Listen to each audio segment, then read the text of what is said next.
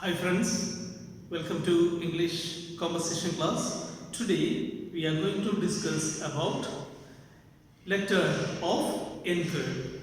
So let's see what are the parts or the format of this letter of Enquiry. First of all, we can see the first part is the sender's address and the second one is the date and on which we send the letter, and then the designation of the addressee as well as the address.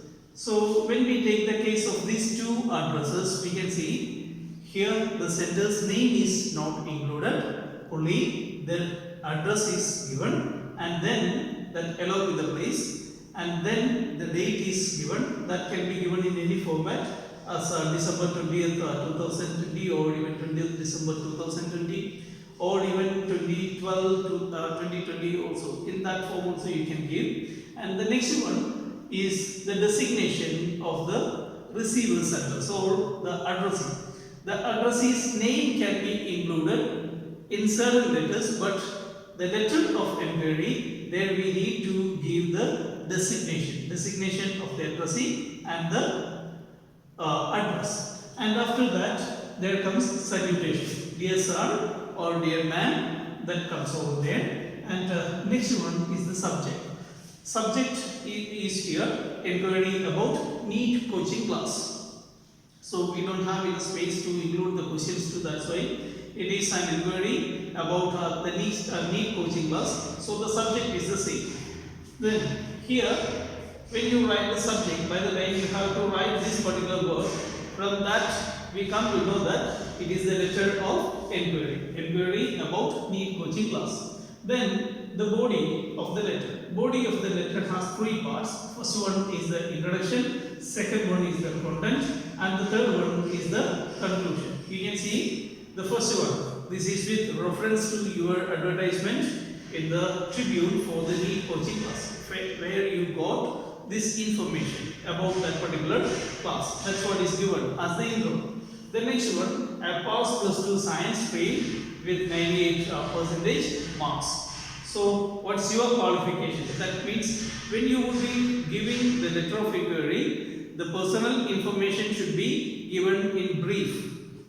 And next one, I'm keen to join your institute for coaching classes. So this particular part is considered to be introduction. Introduction, that means the source of information where we collected, that is to be included, as well as what we are or what the person who is the sender of the letter is to be his quality, or why he just asked or what he just wants to know about the same, and why he writes this letter. This is to be made clear.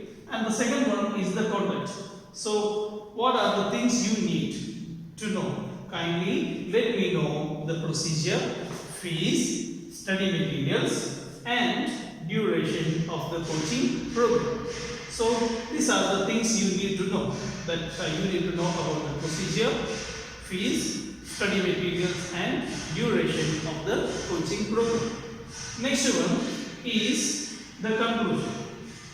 As the part of the conclusion, here you can see, I would like to enroll as soon as possible. Kindly send me a copy of your prospectus. So what I need exactly can be the same. If you need, you can just include as the part of the content itself. But I have just split it is to make it easy. So when you will be giving a load of information together, by the time it may not be noticed. So that's why if something extra you are asking for, then better give us a next paragraph.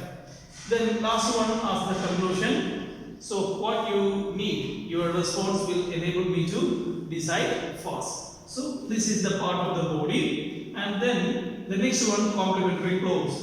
Thank you that your response will enable me to decide fast. Then thanking you. Next one, signature and name of the sender. So complimentary clause has two parts. Here giving a thanks, a word of thanks, and after that yours truly. So better to write yours faithfully, especially for the letters of enquiry, because yours faithfully comes a bit personal in its nature. Yours sincerely can be used, truly can be used, or the other forms can be used, but don't try to use yours faithfully as the part of the same.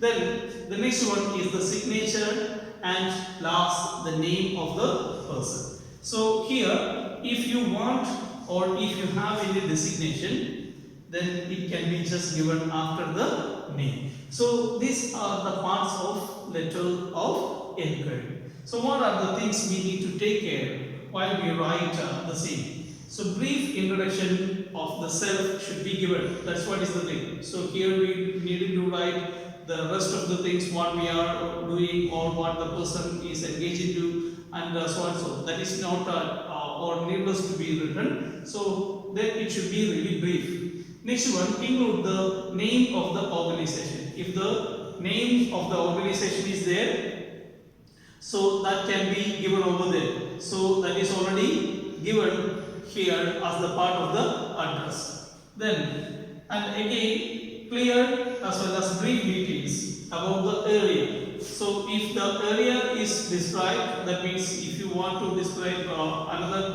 sort of inquiry, that if you want to reach a particular office or something like that, then you have to. Otherwise, if that person is invited to reach to your area, in that case also, you have to just give a clear idea about the area. And the next one is the presentation of the queries. It should be in clear terms. What are the things you require? It can be written as a big paragraph too. I want to know about the procedure, and let me please know about the fee structure, and how I would collect the study materials, and what would be the duration of coaching program. So we can just make it elaborate, but at the same time it won't look nice. So that's what is the thing. So here it can be given in brief as well as present your queries in clear terms. And the next one is mention the deadline. So when you would be taking the case of the inquiry of a particular product or something like that, then you have to, then this particular case will be applicable. That means you have to add the deadline of getting the product to you as soon as possible. This is all letter of inquiry. So please go through it and try it. Thank you. Thank you for watching this video. Good luck.